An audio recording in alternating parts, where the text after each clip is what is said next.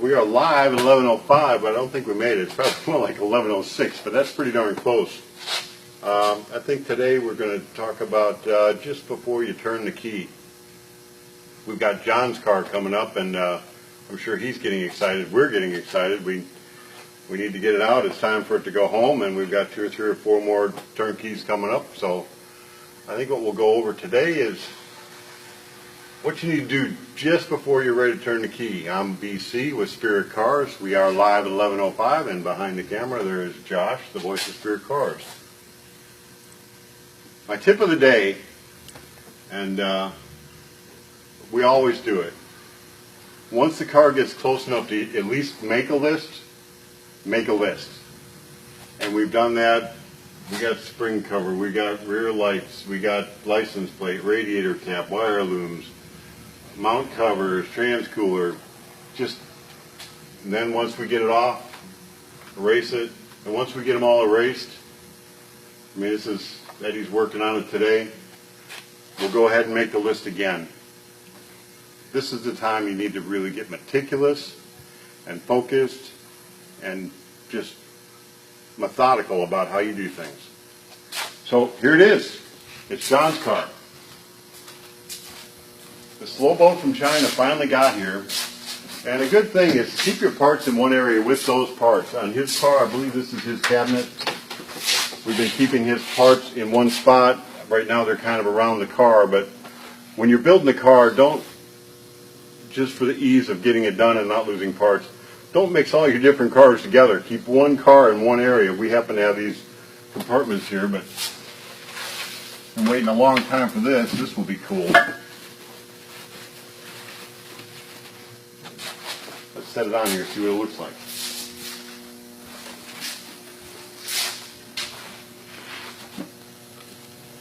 Oh yeah. Putting the pieces together again. Be methodical, be meticulous. We put the old style thin valve covers on, but when you put them on, there's just a little bit in the corner here that was rubbing. Make sure you get that off. All the details is where it really counts now to have a really nice car. I want to show you a little bit on the interior while we got it apart though. Eddie's already got the panels made for this one. And this car actually gets a fiberglass top that's been upholstered. So you'll see that coming together.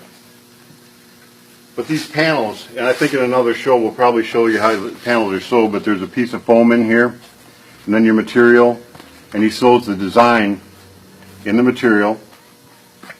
And then this is upholstery board. It looks like cardboard, but it's not. You can score it, you can bend it, and it's waterproof. We've got these push-in clips here, you can see. Now since we're doing the car in-house, and we're doing all the upholstery here, before we even put any of the upholstery on this panel, Eddie took and he put the panel right there, and he drilled through. So he had the hole going through there and the hole going through here. If, for instance, if you order interior kit from Spirit, and you're going to get the part that looks like this, but no holes in your car, a good tip to locate your holes, put a little dab of paint on each tip. So if you got a dab of paint on each tip, carefully push it where you want it to go. Just touch it. When you pull it off, you'll have a indicator where you need to drill every hole. So these just snap in. He said I could do it. He'll just pull it out. I wouldn't put these in and out a whole lot of times, but you can. Now you can see this little floppy part. It goes there. I'm going to get the seat for you.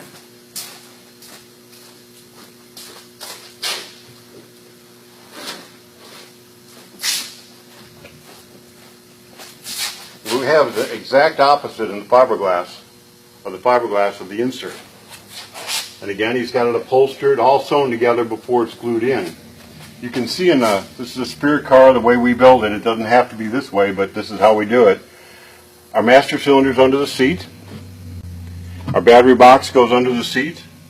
We've got holes for your seat belts. And you can see where we bolt the body down in the back here. Now it seems like there's a lot cut out here. As long as you don't cut through this hump here, you can take most of this out, and still with the fiberglass in the seat, your seat is plenty secure. But one last thing before we put the seat in, this is a very convenient place to put your radio.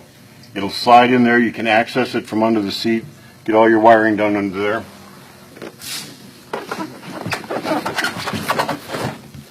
Then the seat just pops in. You can see how it fit right in that gap there. Nice clean edge. Push it all down. This car, again, I said it gets a top. You can see, anyway, there's a lip on the top that comes over underneath the backside. So I think tomorrow maybe we're just going to finish this car up. Carpet.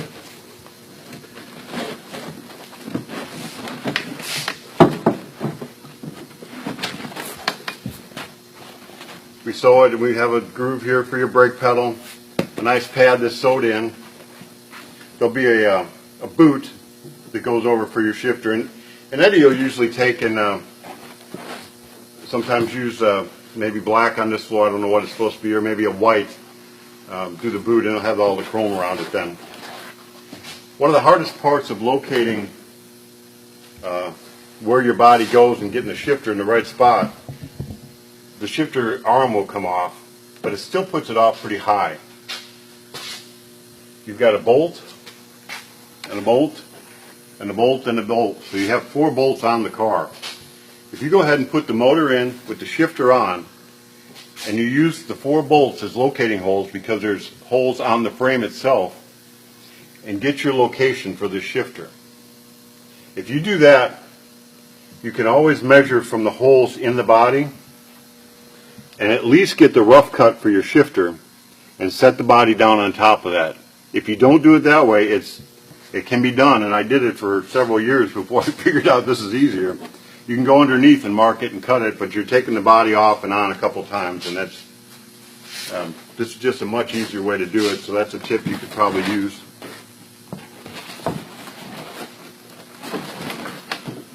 The carpet will just go in then. It'll glue in. Door panels snap on the same way. There's a panel in here that snaps on the same way. On a tall windshield, we always use a support rod. So these aren't on yet, but our tall top needs the tall windshield. We're just starting to get some of the details done here. We're going around. We need to buff a little bit more on it, but we've got some of the buffing done, and I'm starting to like it. It's about ready to turn over. So if it don't turn over tomorrow, it will definitely turn over this week. All the parts are here, Josh? Yes. So we're ready to just finish it.